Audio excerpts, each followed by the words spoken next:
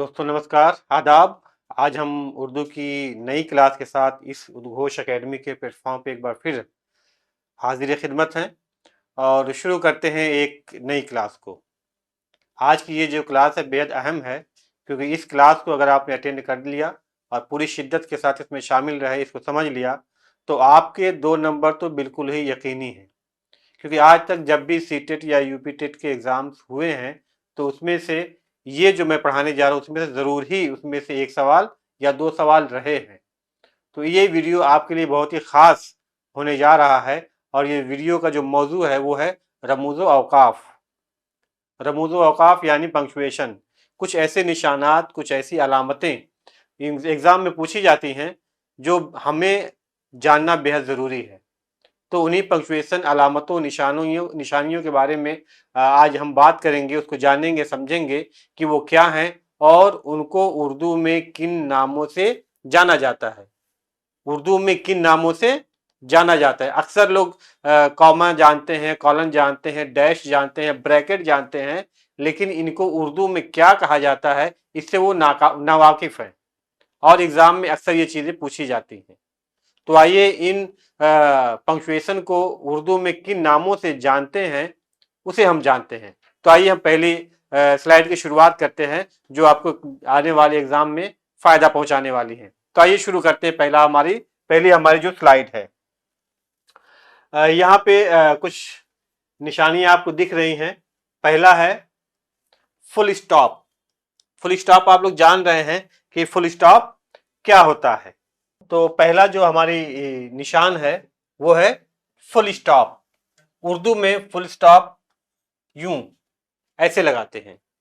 उसी तरीके से अंग्रेजी में देखा जाए तो ये फुल स्टॉप है। हिंदी में अगर फुल स्टॉप कहते हैं, जिसको कि पूर्ण विराम कहा जाता है, वो एक खड़ी लाइन होती है।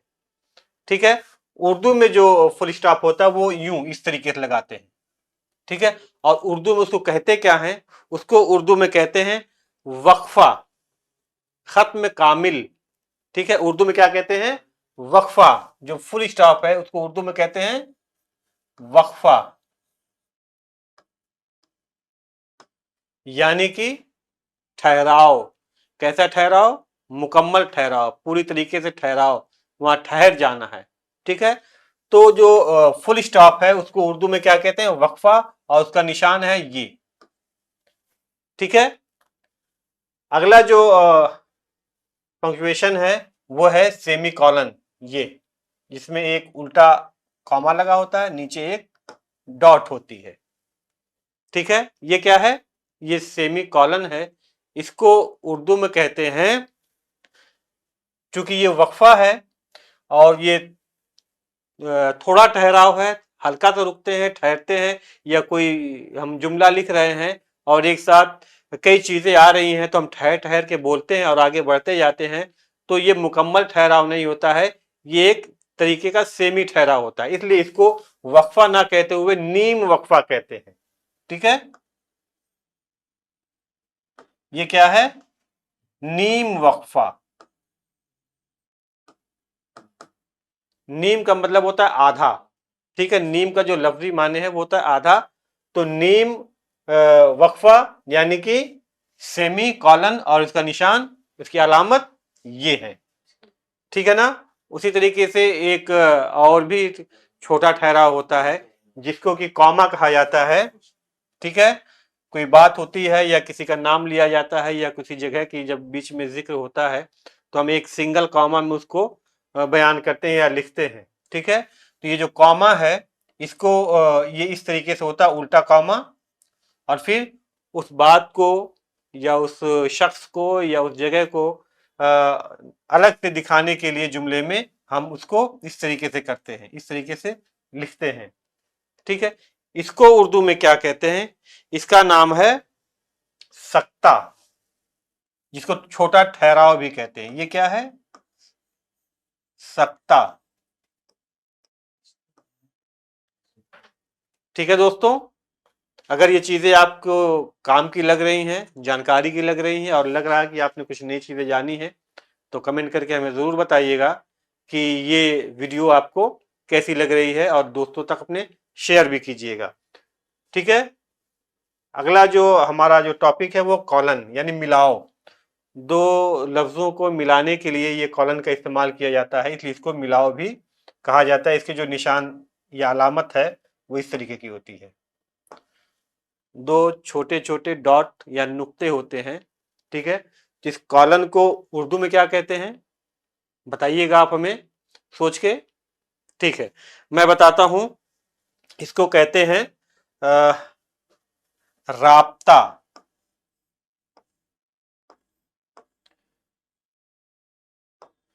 चूंकि ये दो चीजों को मिला रहा होता है, राब्ता बना रहा होता है, ठीक है ना, इसलिए इसको राब्ता कहा जाता है। कॉलन को क्या कहते हैं उर्दू में? राब्ता। ठीक है। इसी तरीके से अगला जो हमारा निशान है, अलामत है, वो है कॉलन एंड डैश।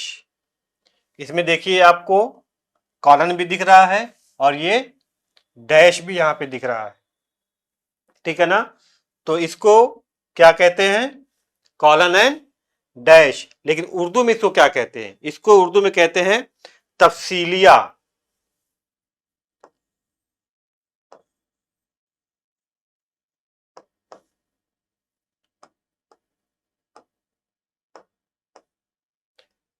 तफसीलिया एक लफ्ज आप लोगों ने सुना होगा, तफसील, किसी चीज को, किसी बात को तफसील से बयान करना, ठीक है। उसी तफसील से बना हुआ है तफसीलिया।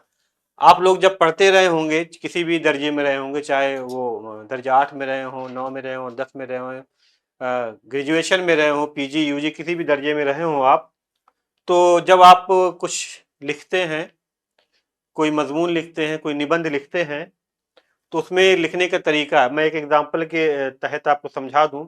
मान लीजिए कि आपको महात्मा गांधी पे कोई मजमून लिखना हुआ, तो कैसे लिखते हैं?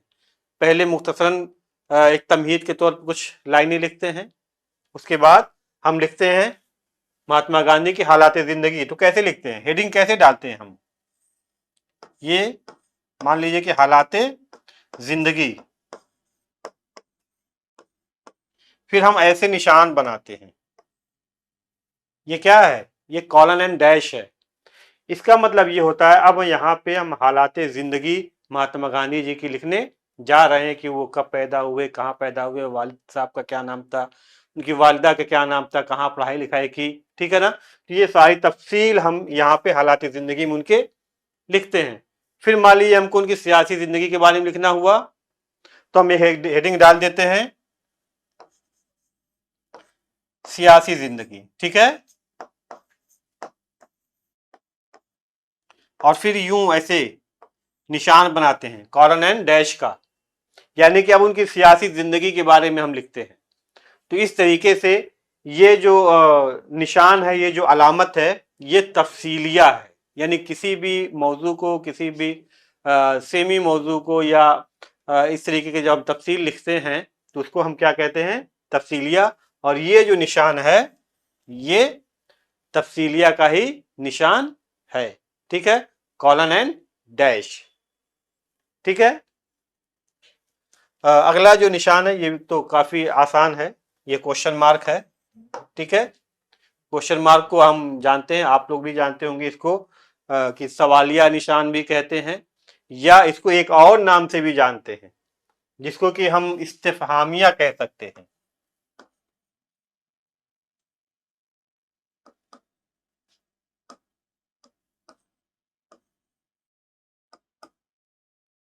ये जो निशान है सवालिया निशान, क्वेश्चन मार्क, इसको हम सवालिया निशान भी कहते हैं और इस्तिफहामिया भी कहते हैं, ठीक है। तो ये कुछ चीजें थी। इसके अलावा लास्ट में यहाँ पे देखिए साइन ऑफ एक्सक्लेमेशन है, ये इसको कहते हैं फिजाइया।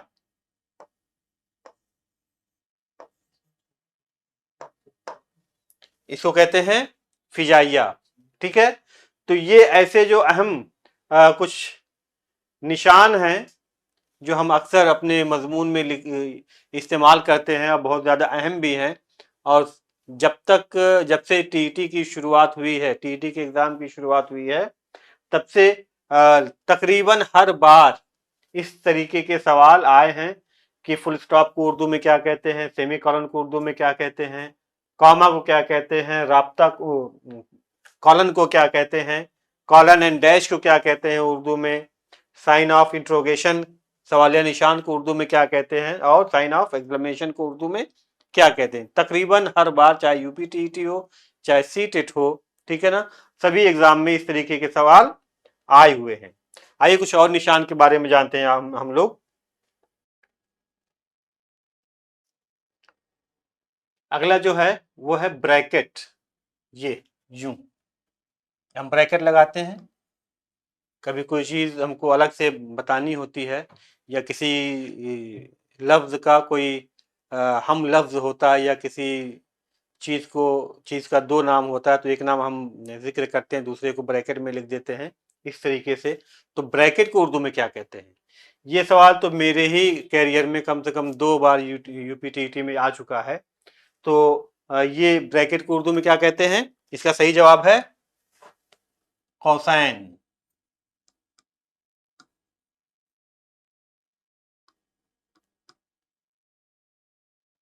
सही जवाब है कौसैन। ये आप लोग तो जरूर याद कर लीजिएगा, क्योंकि ये तो मेरे ही कैरियर में 2 बार आ चुका है, एक बार सीटीईटी में भी आ चुका है, तो ये बेहद अहम है, ठीक है ना। इसके अलावा जो अगला निशान है वो है इन्वर्टेड कॉमा।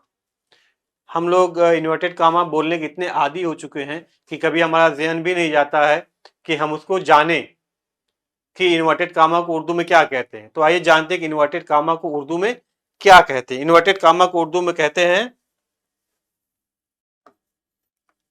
वैन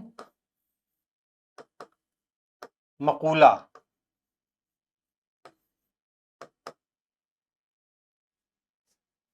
ठीक है, यानी जब किसी का कौल जब होता है, कोई बात कोई शख्स कहता है, तो उस शख्स की कही हुई बात को हूबहू इसी इन्वर्टेड कॉमा के अंतर्गत लिखते हैं, इसी इन्वर्टेड कॉमा में लिखते हैं। ठीक है, इसको उर्दू में क्या कहते हैं? वैन मकूला। ठीक है, अगला जो निशान है वो है डैश। डैश यानी कि समझ लीजिए फुल स्टॉप, इसको उर्दू में कहते हैं खत। ठीक है, यानी कि ये बात या जो भी बात कही जा रही है जब पूरी तरीके से मुकम्मल हो जाती है तो उसको हम कहते हैं, वहां पर हम निशान लगाते हैं डैश का, जिसको उर्दू में कहते हैं खत। ठीक है, अगला निशान है डॉट।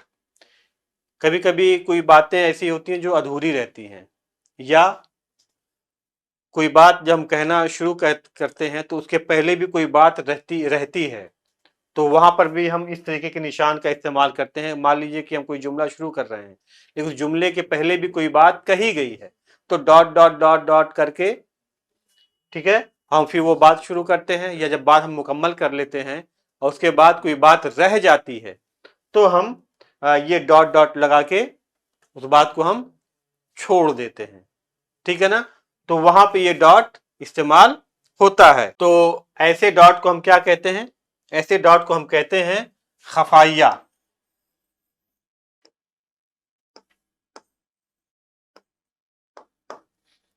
ऐसे डॉट को क्या कहते हैं हम? खफाइया, यानी कि नामुकम्मल बात को निशान के तहत बताने के लिए हम इसका इस्तेमाल करते हैं, वो है खफाइया। ठीक है, अगला जो निशान है वो हाइफन का है, यूं लगता है। ठीक है, इसका इस्तेमाल उर्दू में बेहद कम होता है, ठीक है ना, लेकिन फिर भी हमें जानना जरूरी है कि ऐसे हाइफन को उर्दू में कहते क्या है। हाइफन को हम उर्दू में कहते हैं जंजीरा। जंजीर से बना हुआ है ये, जंजीरा। ठीक है, हमारा जो आखिरी निशान है, आखिरी जो अलामत है वो है साइन ऑफ इक्वेशन, बराबर। ठीक है, जब कोई चीज या कोई बात हम पल्ला होती है, बराबर होती है, तो उसे किस साइन के तहत, किस निशान के तहत हम जाहिर करते हैं या बताते हैं या इस्तेमाल करते हैं, वो कौन सी साइन है? वो साइन है बराबर की। ठीक है, यहां पे देखिए बराबर। ठीक है, तो बराबर के निशान को उर्दू में क्या कहते हैं? हालांकि ये भी उर्दू ही है, लेकिन अगर खालिस उर्दू की जब बात की जाए तो उसको क्या कहते हैं? तो उसको हम कहते हैं मुतसाविया।